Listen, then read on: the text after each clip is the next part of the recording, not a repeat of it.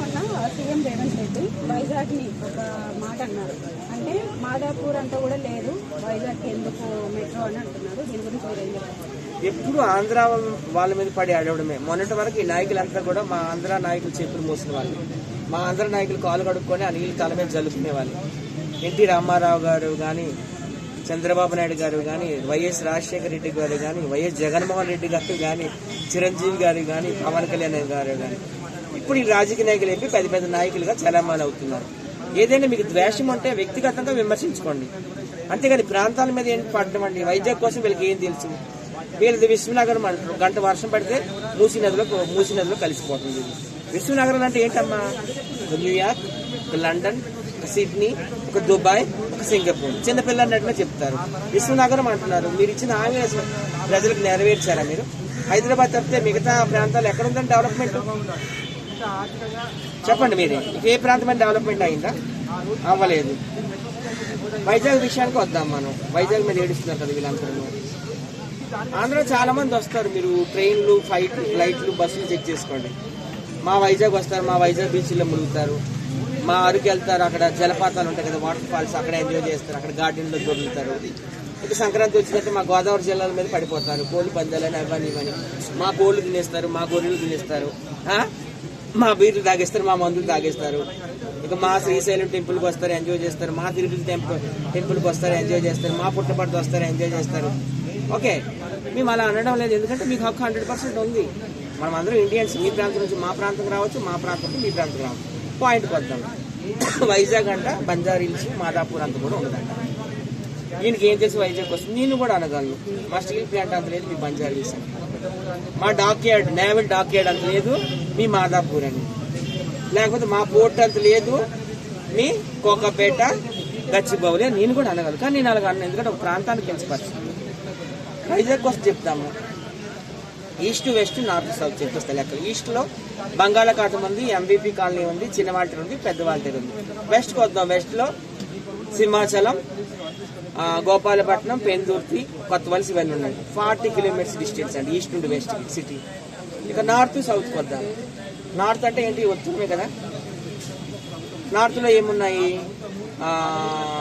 Bhogapuram airport ఉంది, Madhurawada IT SEZ ఉంది, ఎండాడు, ఇవన్నీ ఉన్నాయి. మళ్ళీ సౌత్లోకి వద్దాం. సౌత్లోకి వస్తే అనకాపల్లి, బెల్లం ప్రసిద్ధి, మీ అందరూ తెలుసు.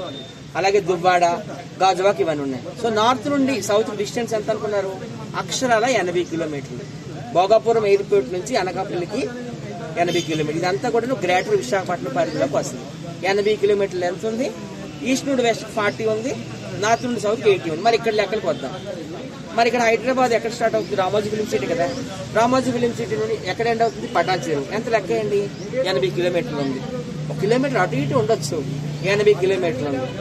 అంతే కదా. ఇది 100 కిలోమీటర్ సిటీ. దాదాపుగా మా దగ్గర 80-90కి వస్తుంది. Vizag is one of the largest cities in India. Top 10 cities in India అని కొట్టండి ఎక్కడైనా కానీ వైజాగ్ పేరు కంపల్సరీ వస్తుంది.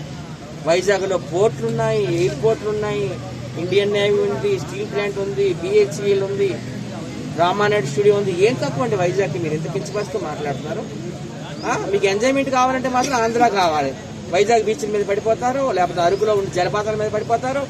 అమ్మో మా కొడుకు మంచి ఉద్యోగం రావాలి, అమెరికా ఉద్యోగం రావాలి, తిరుపతి వస్తారు, శ్రీశైలం వస్తారు, పుట్టపర్తి వస్తారు. సంక్రాంతి అయితే ఇంక గోదావరి జిల్లాలోనే ఇంకా మంచాలు వేసుకుని, నొనక మంచాలు వేసుకుని పడుకొని తాగుతారు. మా కోళ్ళు, మా మేకలు, మా మన్ని లేపేస్తారు, తరగ తీసేస్తారు. మరి మేము అన్నామా? మేము అనలేదు. ఒక ప్రాంతం అనేవాళ్ళు ఇంకో ప్రాంతానికి వెళ్ళొచ్చు. అది భారత రాజ్యాంగం మనకు కల్పించినటువంటి హక్కు. ఆర్టికల్ 19లో క్లియర్గా రాశారు. ఎవరు? మన Bharat Ratna BR Ambedkar garu. If you are an Indian you can stay or you can do business any part of India అని అన్నారు. మనకి 29 రాష్ట్రాలు ఉన్నాయి, 3 కేంద్ర ప్రాంతాలు ఉన్నాయి, ఎక్కడైనా ఉండొచ్చు అన్నారు. మరి రాజ్యాంగాన్ని మార్చేయండి. ఒక ప్రాంతం వాళ్ళు ఒక ప్రాంతానికి వెళ్ళకూడదు. రాజ్యాంగాన్ని మార్చే హక్కు ఎవరికుందండి? ఎవరికుంది? సుప్రీంకోర్టుకు ఉంది, లోక్సభకు ఉంది, రాజ్యసభకు ఉంది. మరి మార్చేయండి. అయితే ఒక ప్రాంతం నుండి ఒక ప్రాంతానికి వెళ్ళకూడదు. నేను తనీష్ గారు కూడా అదే మాట్లాడాను. మనమంతా ఇండియన్స్. మా నాన్న కూడా ఆర్మీ సోల్జర్. నాకు కూడా అడుగుతున్నారు నువ్వు ఏ ప్రాంతం నుండి వచ్చామని. జనసేన లీడర్ ఒక ఆయన, తనీష్ సినిమా హీరో. ఇది చాలా రాంగ్ అండి. ఆంధ్ర తెలంగాణ అంటే అన్నదమ్ముల్లా ఉండాలి. జై ఆంధ్ర, జై తెలంగాణ. ఇలాంటి నాయకులు వస్తూ ఉంటారు, పోతూ ఉంటారు. వీళ్ళంతా అన్ఎడ్యుకేటెడ్ అనమాట. వైజాగ్ని కించపరిచే వాళ్ళందరూ నిజంగా అన్ఎడ్యుకేటెడ్ అనుకోవచ్చు. వైజాగ్ అనేది కొన్ని రోజులు పోయినాక ఇది ప్రపంచంలోనే ప్రముఖ నగరాల్లో ఒక నగరంగా నిలుస్తుంది. ఇప్పటికీ ఆల్రెడీ సాఫ్ట్వేర్ కంపెనీలన్నీ వచ్చాయి. గూగుల్ వచ్చేసింది, TCS వచ్చేసింది, ఇన్ఫోసిస్ వచ్చేసింది, టెక్ మహీంద్రా వచ్చేసింది, IBM వచ్చేసింది, విప్రో వచ్చేసింది. ఏం తక్కువ అండి వైజాగ్.